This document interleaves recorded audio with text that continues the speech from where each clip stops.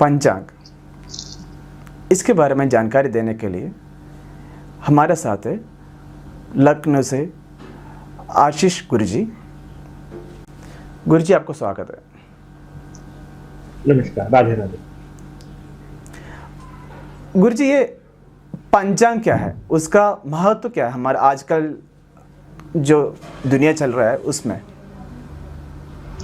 पंचांग देखिए एक बड़ा सिंपल सा कॉन्सेप्ट है जिससे जीवन की शुरुआत हुई।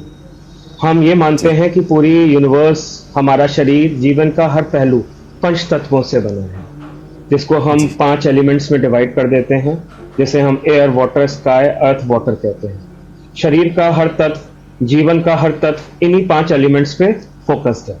इन्हीं 5 एलिमेंट्स पे हमने 5 प्लैनेट्स पकड़े हैं। 2 स्टार्स हैं जिसे सूर्य चंद्रमा कहते हैं, और 2 आपके नोड्स हैं जो चंद्रमा की एक इंटरसेक्टिंग पॉइंट्स हैं जिन्हें राहु केतु कहते हैं। 5 प्लैनेट्स का दर्जा दिया हमारे ऋषि मुनियों ने, जिन्हें हम ऋषि मुनि कहते हैं, उन्हें हम रिसर्च स्कॉलर भी कह सकते हैं, क्योंकि जो रिसर्च करता है, जो भौगोलिक स्थिति को समझता है, जो आपकी पूरी यूनिवर्स को समझता है, उसके लिए रिसर्च की आवश्यकता होती है, क्योंकि ये दुनिया में पहले से मौजूद थे, ये किसी ने बनाए नहीं। इन्हीं को समझना, जानना, उसी कॉन्सेप्ट को लेकर पंच तत्वों का एक हम लोगों ने कॉन्सेप्ट तैयार किया कि जीवन की शुरुआत इन पंच तत्वों से हुई। उन्हीं पंच तत्वों से जब हम एस्ट्रोलॉजिकली आते हैं तो उन्हीं 5 प्लैनेट्स को, उन्हीं 5 एलिमेंट्स को हम जन्म के समय इंपॉर्टेंस देते हैं। एक्चुअली इसको बड़ा सिंपल कॉन्सेप्ट में समझें तो सूर्य और चंद्रमा 2 ऐसे प्लैनेट हैं जो सबसे ज्यादा हमारी पृथ्वी को और हमारे जीवन को प्रभावित करते हैं। सूर्य का ताप हमारे शरीर में जीवन है, फ्लो ऑफ लाइफ है। एस्ट्रोलॉजिकली उसे हम मानते हैं आत्मा। हमारे जीवन का, शरीर में जो भी जीवन है, फ्लो ऑफ लाइफ है, वो सूर्य है। चंद्रमा 70% शरीर में पानी है। पृथ्वी पर पानी है तो जीवन है, ताप है, गर्मी है, तो सूर्य की वजह से जीवन है। इन्हीं 2 प्लैनेट्स को या स्टार्स को ऋषि मुनियों ने एक फोकस बनाकर इन्हीं की दूरी को तिथि बना दिया। सूर्य चंद्रमा आपस में, जब चंद्रमा सूर्य की तरफ बढ़ता है, एक पर्टिकुलर 12 डिग्री की डिफरेंस पर आता है, उसी को हम एक तिथि कहते हैं। शुक्ल पक्ष, कृष्ण पक्ष, इन्हीं 2 पॉइंट्स पर हमने एक महीना तैयार किया जिसे चंद्रमास कहते हैं। तिथि एक वाटर एलिमेंट होती है जो हमारे एक बेसिकली हमने इसको चंद्रमा और शुक्र को इसकी रूलरशिप दी है, जो डिसाइड करती है कि बेसिकली हमारे जीवन में चंद्रमा इमोशंस को, सेंटिमेंट्स को, इन सारी चीजों को कंट्रोल करता है। शुक्र हमारे जीवन में हमारे रिलेशनशिप को रूल करता है। तो तिथि की पूरी एक रूलरशिप हमने शुक्र और चंद्रमा को दे दी। अब जिस तिथि पर हमारा जन्म हो रहा है, पंचांग का एक इंपॉर्टेंट प्रोस्पेक्ट है जो ये डिसाइड करता है कि जीवन में प्रोस्पेरिटी, इवन बच्चे, प्रोजिनी, रिलेशनशिप में आप गिवर हो, टेकर हो। कुछ लोग पूरे जीवन देते हैं जिनको जीवन में प्यार नहीं मिलता। अगर रिलेशनशिप कोटेशंस देखें तो तिथि एक इंपॉर्टेंट प्रोस्पेक्ट बन जाती है। हेल्थ एक इंपॉर्टेंट प्रोस्पेक्ट है जिसे हम फायर एलिमेंट से देखते हैं। हमारा शरीर, देह, मंगल को रिप्रेजेंट करता है। जिस दिन हमने जन्म लिया वो दिन डिसाइड करता है कि बेसिकली हमारी विटिलिटी, मस्कुलाइन एनर्जी, हमारा हेल्थ, हमारी लॉन्गेविटी किस तरीके से आने वाले जीवन में, मतलब जन्म लेने के बाद आने वाले जीवन का पूरा एक सिस्टम हम पंचांग के इन 5 एलिमेंट से समझ सकते हैं। आज की डेट में आप नोटिस करोगे जितने भी एस्ट्रोलॉजर्स हैं, हॉरोस्कोप, एस्ट्रोसेज, एस्ट्रोटॉक, एक ऐप खोली, डिटेल्स डाली, एक मैप खुला और बताना शुरू कर दिया। पर एक्चुअली एस्ट्रोलॉजी यहां से शुरू नहीं होती। एस्ट्रोलॉजी शुरू होती है पंचांग से। आप अगर देखोगे, हम शादी, हम जीवन में कोई शुभ काम करते हैं तो पहले पंचांग चेक करते हैं।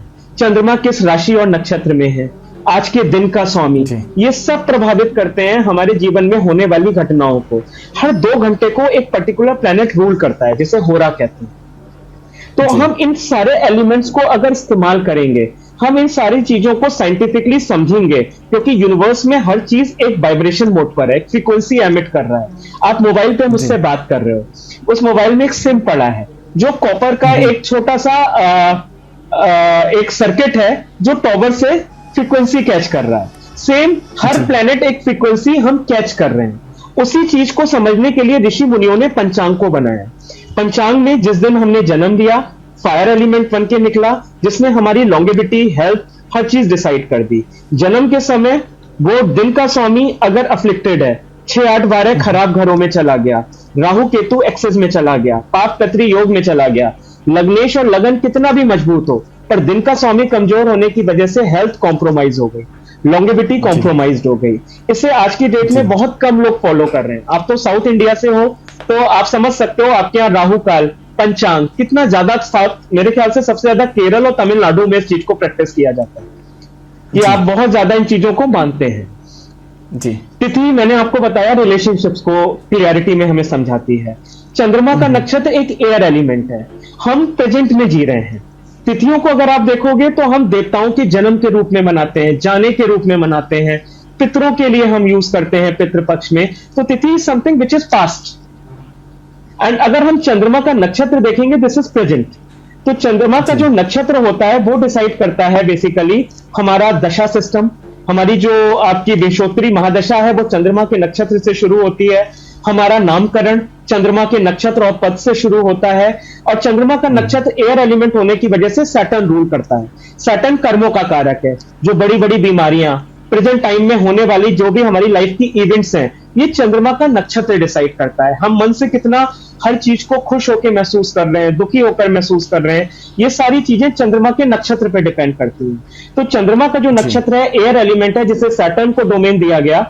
और बेसिकली जो भी चंद्रमा का नक्षत्र का रूलिंग प्लैनेट है, अगर वो अफ्लिक्शन में चला गया तो बेसिकली आप इसको ऐसे ले सकते हैं कि जीवन में हम उन चीजों को जो हॉरोस्कोप में प्रॉमिस्ड भी हैं, मैरिज, बच्चा, घर, प्रॉपर्टी, अच्छी हेल्थ, उस तरीके से एंजॉय नहीं कर पाएंगे। उस तरीके से उस चीज को हम कंसिडरेशन में नहीं ले पाएंगे। तो चंद्रमा का नक्षत्र एक बहुत इंपॉर्टेंट प्रोस्पेक्ट है। आज की डेट में भी ज्यादातर पूजा जन्म राशि और जन्म नक्षत्र से की जाती है, क्योंकि हमें मालूम होता है कि जन्म तारे में की हुई पूजा या जन्म नक्षत्र में की जन्म राशि में की हुई पूजा, जब चंद्रमा आपकी जन्म राशि और जन्म नक्षत्र से गुजरता है, फलता बहुत है। It is just like that कि हम किसी चीज को एज अ कैटलिस्ट यूज करना चाहते हैं। आज की डेट में जितने भी रेमेडिकल मेजर्स होते हैं, उसमें अगर आप अपने जन्म तारे का इस्तेमाल करते हैं तो वो प्रेजेंट टाइम की जो भी प्रॉब्लम्स हैं उन्हें मिटिगेट करने में बहुत सपोर्ट करता है। और जन्म तारे का मैंने क्लियरिटी में आपको बताया भी कि एक एयर एलिमेंट है। अगला जो पार्ट आता है दैट इज योगा। ये भी सूर्य और चंद्रमा से डिसाइड होता है कि पूरे दिन में एक योगा बनता है। जब हम जन्म ले रहे हैं उस समय भी कुछ योगा बनते हैं। तो वो योगा बेसिकली डिसाइड करते हैं कि हमारी फाइनेंशियल ग्रोथ कितनी होगी, हम लाइफ में ग्रो कितना करेंगे, हमारी वेल्थ कितनी होगी। लोग बहुत क्वेश्चन करते हैं, पर वो उस टाइम सारा हॉरोस्कोप पे फोकस कर देते हैं। वो जन्म के समय पंचांग के टाइम बनने वाले योगा को फोकस नहीं करते। उस पर्टिकुलर योगा को भी एक प्लेनेट रूल करता है। मैंने एक एग्जांपल देखा था कि जिस टाइम टाइटैनिक स्टार्ट हुआ था तो उस टाइम विश्वकुंभा योगा था। विश्वकुंभा योगा या पर्टिकुलर कुछ ऐसे योगा होते हैं जब जनरली कोई भी आप जर्नी स्टार्ट करो वो पूरी नहीं हो पाती, मिसहैप होने के चांसेस बढ़ जाते हैं। इसी को हम मुहूर्त भी कहते हैं। पंचांग से ही मुहूर्त निकलता है। जन्म के समय भी जो मुहूर्त है उसी को हमने पंचांग का नाम दिया है। तो उस पर्टिकुलर योगा को हम इस्तेमाल कर सकते हैं लाइफ में प्रोस्पेरिटी के लिए, आगे फाइनेंसेस को ग्रो करने के लिए। लास्ट पार्ट आता है पंचांग का, that is current lord. Yoga अच्छा is ruled by Jupiter. It is a sky element. Jupiter is always a blessing, sky is always a blessing. तो योगा इज समथिंग, जो भी प्लेनेट आपका योगी प्लेनेट होगा, इसे एक बहुत अच्छे ऑथर हैं, आपने अगर सुना हो, शेषाद्री अय्यर, आपके केरल से ही है। ये उनकी थ्योरी है, योगी एंड अवयोगी प्लेनेट। तो उनको मैंने बहुत ध्यान से सुना, समझा, पढ़ा, और मैंने देखा कि योगी प्लेनेट एंड अवयोगी प्लेनेट अपनी दशा अंतरदशा में और बाकी की भी जो इवेंट्स लाइफ में घट रही हैं उसमें बहुत इंपॉर्टेंट रोल प्ले करते हैं। एंड लास्ट पार्ट आता है करण। करण हमारे एक्चुअली ये भी तिथि का आधा हिस्सा होता है और ये हमारे कर्मों को बताता है। जैसे आप एक आत्मा कारक प्लैनेट होता है जो जीवन में होने वाली मेजर इवेंट्स के ट्रांसफॉर्मेशंस लेकर आता है। करण जो होता है वो हमारे कर्मों के साथ हमारे प्रोफेशन और करियर को भी बहुत क्लियरिटी दे देता है। बहुत से लोग अपने करियर में समझ नहीं पाते कि हमें करना क्या है।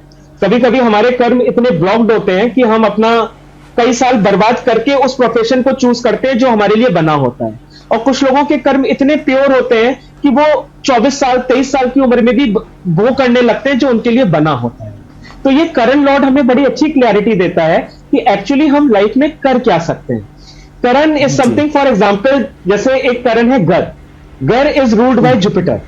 अब जुपिटर अगर हॉरोस्कोप में स्ट्रॉन्ग पोजीशन में है वो जिसके साथ कंजंक्टेड है, जो प्लेनेट जुपिटर के नक्षत्र में बैठे हैं, व्यक्ति जीवन में उससे रिलेटेड काम जरूर करता है।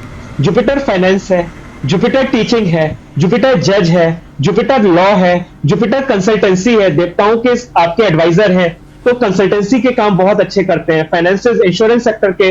तो ये क्लैरिटी पंचांग जो हमें दे देता है, इसको हम डायरेक्ट अगर हॉरोस्कोप से कनेक्ट करके निकालें, तो मुझे ऐसा लगता है कि आज की डेट में एस्ट्रोलॉजी की एक्यूरेसी को हम और बढ़ा सकते हैं। पर एक्चुअली एस्ट्रोलॉजी सिर्फ सिमट के रह गई है डिविजनल चार्ट्स पर या फिर आपकी लग्न चार्ट पर। हम इस तरफ जाते ही नहीं है, पंचांग हमने बिल्कुल साइड छोड़ दिया। तो मेरा पॉइंट जो एक्चुअली इस पर बोलने का है वो यही है कि पंचांग को अगर आप पहले के टाइम में देखें तो मेरी दादी, मेरी नानी इतने एक्यूरेट हुआ करते थे कि उन्हें डायरेक्शंस मालूम हुआ करते थे कि इस दिन इस डायरेक्शन में जाओगे तो सफलता मिलेगी। ये राहु काल चल रहा है, इस टाइम बाहर इस चीज के लिए मत निकलो। मतलब आज की डेट में हम लोग अपडेटेड ही नहीं है अपनी उस धरोहर से जो हमारे ऋषि मुनियों ने बहुत मेहनत के बाद तैयार। जी, तो पंचांग का बेसिकली पॉइंट यही है मेरा कि इसे पढ़ने की बहुत जरूरत है। जैसे एस्ट्रोलॉजी में इतना ज्यादा आज की डेट में मैक्सिमम एस्ट्रोलॉजर्स एक्चुअली ऐप बहुत बन गई है, आजकल बहुत ऐप चल रही है। तो ऐप का मतलब क्या हो गया है कि मेरा एक्स कब वापस आएगा, मेरा मतलब ऐसे ऐसे क्वेश्चंस हो गए हैं जो एस्ट्रोलॉजी से कनेक्ट नहीं करते। एस्ट्रोलॉजी को एज अ टूल यूज करिए जिंदगी के मेजर डिसीजंस लेने के लिए। उन्हें एज इस्तेमाल मत करिए कि आपका चश्मा खो गया, आपका पर्स खो गया, आपका मतलब I don't understand certain time कि लोग एक्चुअली जो पूछ रहे हैं उसका एस्ट्रोलॉजी से क्या कनेक्शन। समझिए। थैंक यू गुरुजी, आपने पंचांग के बारे में बहुत कुछ बोल दिया। कैसे यूज करना है, कहाँ यूज करना है और इसका महत्व क्या है, ये सब बताने के लिए आपको बहुत बहुत धन्यवाद।